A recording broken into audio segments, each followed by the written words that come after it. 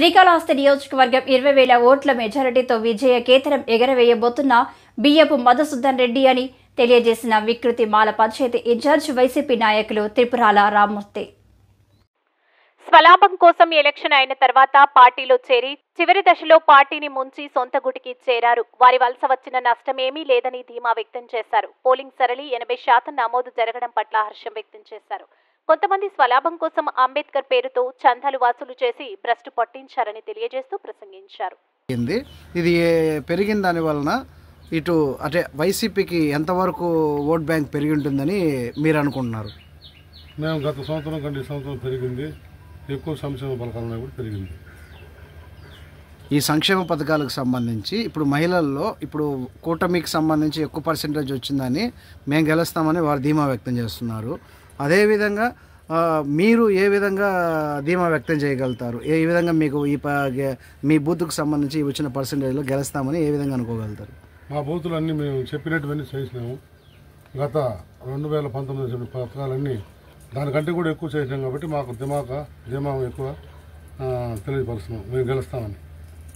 ఇక్కడ ముఖ్యంగా ఎత్తుకుంటే ఏర్పేడు మండలంలో పార్టీకి సంబంధించి కీలకంగా జెడ్పీటీసీ అనే వ్యక్తులలో మీ మండలంకి సంబంధించి ఒక వ్యక్తి తిరుమలయ్య గారి నుంచి పార్టీ మారడం జరిగింది. దానికి సంబంధించి అదేమన్నా ఈ మండలం ఈ ఆయనది కూడా ఈ గ్రామమే కాబట్టి ఈ పంచాయతీ మీద ఏమైనా ఎఫెక్ట్ ఉందా? ఆయన పోయినా ఉన్నా మా పంచాయతీకి ఆయన ఏం చేసింది లేదు. ఆయన పోయినా కూడా మా పంచాయతీకి కానీ మా ఓటర్లకు కానీ ఏమి నష్టమేం లేదు. మాకు మేలే జరుగుతుంది. మాకు ఆయన కూడా పోయినా కూడా మాకు మేలే జరిగింది. ఎక్కువ శాతం నమోదైంది. మీ ఊరిలో ఉన్నటువంటి అంబేద్కర్ దీనికి సంబంధించి నిధులలో కొన్ని అవతవకలు జరిగినాయనేసి విడిగిరి ఉంది. దానికి సంబంధించి క్లుప్తంగా మీరు ఏం చెప్పగలుగుతారు సమాధానం? అంబేద్కర్ అంటే రాజ్యాంగం రాసిన కర్త కాబట్టి మా ఊళ్ళో అంబేద్కర్ పెట్టాలనుకున్నాము. మేము బేస్ మఠం దాకా వేసినాము. తర్వాత అతను వచ్చి మేము చేయగలుగుతానని చెప్పి ఆయన ఈ మండలం అంతా కొద్దిగా అందరి దగ్గర వసూలు చేసి ఎవరు తిరుమలయ్య అతను ఎక్కువ వసూలు చేసి అంబేద్కర్ పేరు చెప్పి ఆయన స్వాహా చేసిన నిధులు కూడా. ఇది ఎంతవరకు సమంజసమని మీరు ప్రశ్నించలేదా? గ్రామస్తులు కూడా ఎవరు దాని గురించి ఏమన్నా ఎటువంటి చర్యలు తీసుకున్నారు? మీరు ఒక సర్పంచ్గా ఈ ఇన్ఛార్జ్గా ఉన్నటువంటి ఇక్కడ అట్లా జరగడం వలన మీరు బాధ్యత ఏ విధంగా నిర్వర్తించారు? ఆయన ఉన్న కాడు ఉన్నాడు కదా, అంబేద్కర్ స్టాచ్యూ పేరు చేసినాడు. తర్వాత పార్టీలోకి వచ్చినాడు. పార్టీలో ఉండి కొన్ని మంచి ఆదాయం తీసుకున్నాడు. ఉన్నట్టుండి వెళ్ళిపోయినాడు. అతనితో మాకేం పని? వెళ్ళిపోయిన గురించి మాకు పని లేదు. ఆయన ఒక ఇట్లాంటి నిధులను దుర్యోగం చేసిన తర్వాత మేము మాట్లాడదలుచుకోలేదు అతను. ఓవరాల్గా చూసుకుంటే ఈ నియోజకవర్గంలో మధుసూదన్ రెడ్డి గారి గెలుపుకి ఏవేవి దోహదం చేస్తుంది అనుకుంటున్నారు? అలాగే ఆంధ్రప్రదేశ్లో ప్రభుత్వం ఏ విధంగా మళ్ళా చేయబోతుందని ప్రమాణ స్వీకారోత్సవం చేయబోతుందని మీరు ఏ విధంగా చెప్పగలుగుతారు?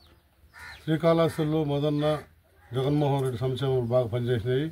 ప్రతి ఒక్క మహిళలు కానీ వృద్ధులు కానీ విద్యార్థులు కానీ సకాలంలో కరోనా టైంలో కూడా వాళ్ళు ఇక్కడే ఉండి స్పందించారు. రాష్ట్ర లెవెల్లో జగన్మోహన్ రెడ్డి, ఇక్కడ కాళహస్తి నియోజకవర్గం లెవెల్లో మధుసూదన్ రెడ్డి మంచి కార్యక్రమాలు చేసి ప్రజల్ని ఎటువంటి లోటుపాట్లు లేకుండా అన్ని విధాలు ఆదుకున్నారు. కాబట్టి ఇక్కడ మాకు మెజార్టీ చూపిస్తుంది.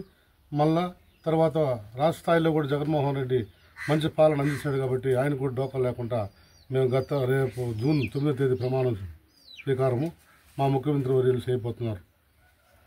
అంటే జూన్ 4 రిజల్ట్ అంటే జూన్ 9 అనేసి అని కూడా అంత కాన్ఫిడెంట్గా చెప్తారు. అవును, జూన్ 4 మేము గెలుస్తామని ధీమా ఉంది. రాష్ట్రంలో 157 సీట్లు గెలుస్తాము. కాళహస్తి 40,000 గత సంవత్సరం మెజార్టీ 2019లో. ఇప్పుడు మాకు 20,000 ఓట్ల మెజార్టీతో మా మధుసూదన్ రెడ్డి గెలుస్తాడని చెప్పి మాకు ధీమా వ్యక్తం చేస్తున్నాం.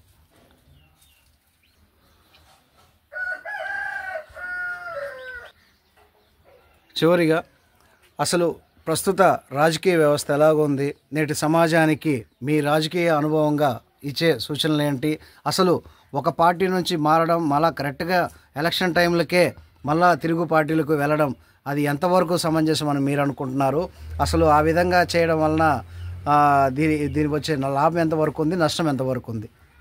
గత సంవత్సరం 2019లో మేము గెలుస్తానే కొంతమంది స్వలాభం కోసం పార్టీలో చేరినారు. వాళ్ళ రీత్యా ఒక ఆదాయం గురించి వచ్చారు. మళ్ళా గత 3 సంవత్సరాలు 4 సంవత్సరాలు కాకముందుగానే మళ్ళీ వాళ్ళ గూటికి వాళ్ళు చేరినారు. వాళ్ళ గురించి మాకేం నష్టం లేదు. వాళ్ళ గురించి పోయినా ఉన్నా ఒరిగేది ఏం లేదు. వాళ్ళ గురించి రాష్ట్ర ప్రజలందరికీ తెలుసు, ఇక్కడ జనాలకు తెలుసు. కాబట్టి ఎటువంటి డోకా లేదు. అట్టోళ్ళు వచ్చినా పోయినా మాకే వైఎస్ఆర్ పార్టీకి ఏం నష్టమేం లేదు. ఇప్పుడు కాళహస్త్రి నియోజకవర్గ మదన్నే విజయకేతనం ఎగరేస్తున్నాడు 20,000 ఓట్లతో. అక్కడ జగనన్న 157 స్థానాలకి ఆయన విజయకేతనం మోగించి అక్కడ జూన్ 9వ తేదీ ఆయన ప్రమాణ స్వీకారం. మా మదన్ కూడా 20,000 ఓట్ల మెజారిటీతో విజయకేతనం ఎగరేస్తున్నారు. జై జగన్, జై మదన్.